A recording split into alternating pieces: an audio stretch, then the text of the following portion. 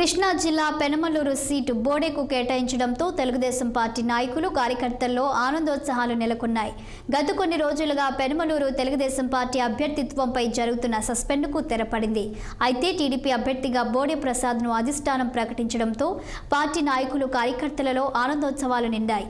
బాణసంచాలు కాల్చి మిఠాయిలు పంచుకొని తమ సంతోషాన్ని తెలియజేశారు. పెనమలూరులోని బోడే కార్యాలయంలో అభిమానులు, నాయకులు, కార్యకర్తలు నిండిపోయింది. బోడే ప్రసాద్ను అభినందిస్తూ శుభాకాంక్షలు తెలియజేస్తున్నారు. ఈ సందర్భంగా బోడే ప్రసాద్ మాట్లాడుతూ చంద్రబాబు నాయుడు తనపైన ఉంచిన నమ్మకాన్ని వమ్ము చేయనని, భారీ మెజారిటీతో గెలిచి చంద్రబాబుకు కానుకగా ఇస్తానని తన వెంట నిలిచిన కార్యకర్తలు, నాయకులు, అభిమానులకు కృతజ్ఞతలు తెలియజేశారు.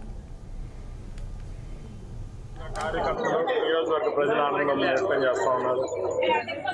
బలంగా ప్రజలందరూ కూడా వేల మంది, లక్షల మంది బోడే ప్రసాద్కి అవకాశం కల్పించాలని ప్రార్థనలు చేశారు గత 10 రోజుల నుంచి కూడా.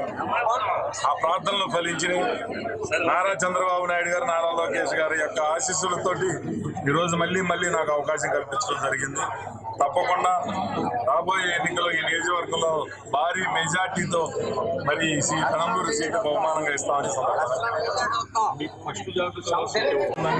నాకన్నా ఎక్కువగా కార్యకర్తలు, నియోజకవర్గ ప్రజల ఆనందం